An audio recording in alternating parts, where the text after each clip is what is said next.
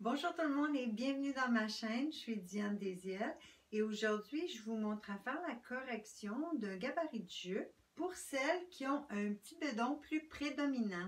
Alors si on regarde de près, ce qui se passe quand on a un petit ventre plus ressorti, c'est que notre latéral va dévier vers le devant, ce qui va causer des plis en diagonale vers le dos. Alors on aura bien sûr besoin d'un petit peu de longueur au devant. Et on devra peut-être enlever un peu de longueur au dos, mais la principale correction, ça va être d'éliminer la pince au devant et de faire notre ajustement de taille au dos.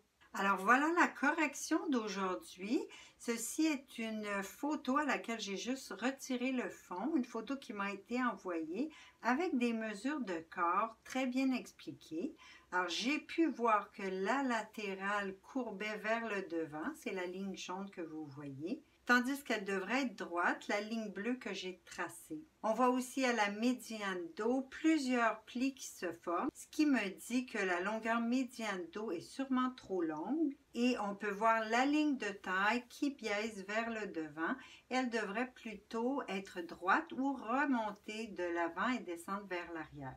Maintenant, avec la photo, ce que j'ai aussi remarqué, c'est que la jupe est sûrement trop ajustée, principalement au niveau des hanches, parce qu'on voit que ça suit la forme du corps en dessous des fesses. Et un autre point qui, d'après moi, pourrait être amélioré, c'est la jupe qui suit le ventre. Donc, d'après moi, ça va accentuer l'effet. Si par contre, on choisissait d'ajouter l'aisance, la jupe tomberait un petit peu plus loin du corps et le ventre apparaîtrait moins prédominant. Donc, pour faire la modification de patron, ça va être de retracer le gabarit de jupe qu'on a et d'y inscrire les mesures nécessaires au niveau des hanches et au niveau de la taille pour l'instant. Ici, j'ai pris la mesure de 105 cm que la personne m'a donnée et j'ai ajouté mon 4 cm d'aisance, ce qui m'a donné 109 cm que j'ai inscrit sur mon papier. Pour la taille, la personne a besoin de 93 cm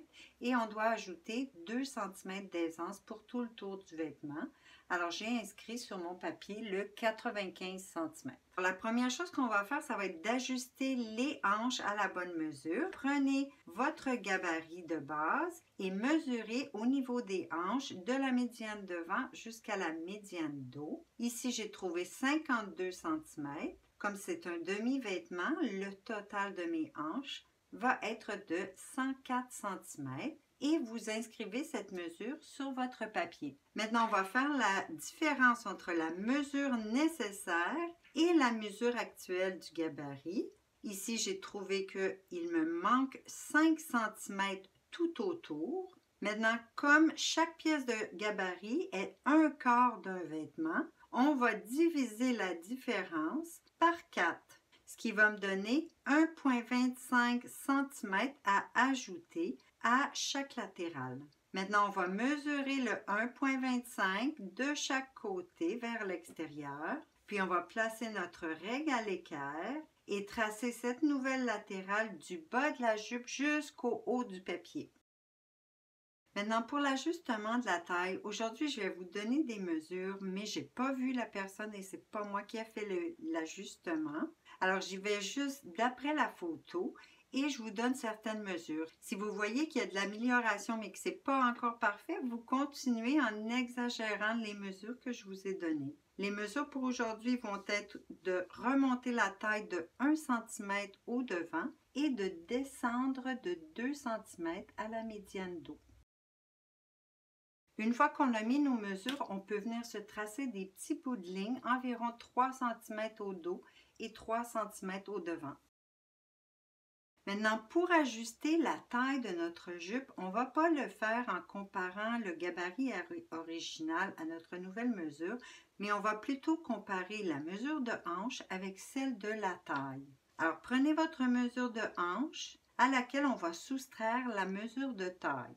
Ici, j'ai trouvé une différence de 14 cm. Maintenant, le 14 cm qu'on a trouvé de différence, c'est pour un vêtement en entier. Ici, j'ai le dos et le devant, donc une demi-jupe. Alors, je dois prendre mon 14, le diviser par 2 pour trouver la différence qui est de 7 cm d'ajustement pour la taille sur cette demi-jupe. À ce moment-ci, je vous dirais de tout de suite canceller la pince de devant.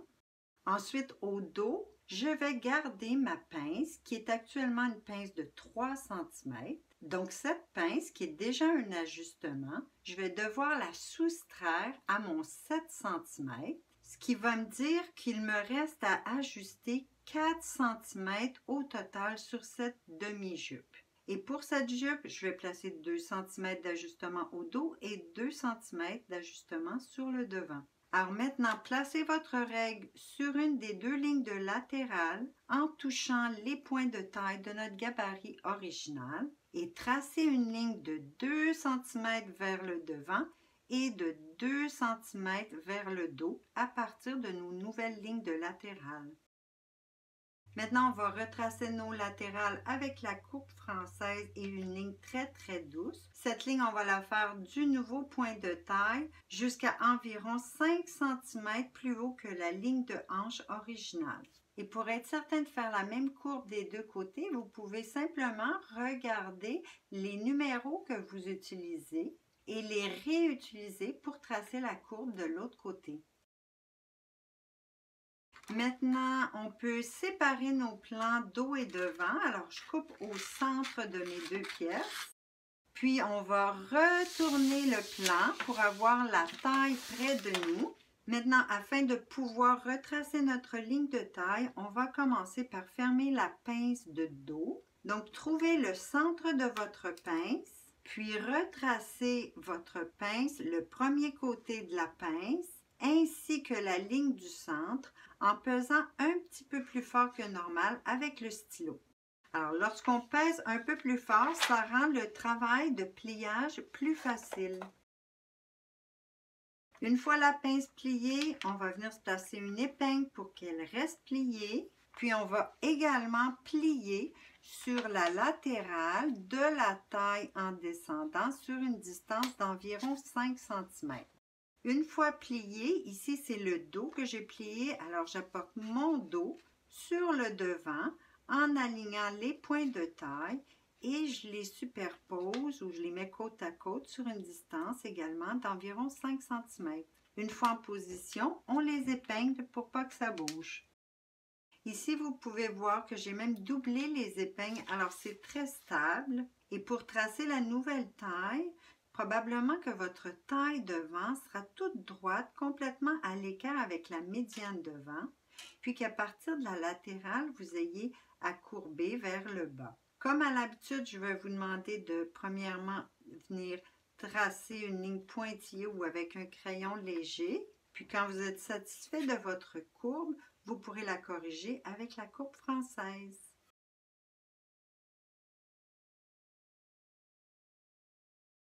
Une fois la ligne tracée, on peut retirer les épingles de latérales et avant d'enlever celle de la pince, retracer votre capucin avec la roulette à tracer.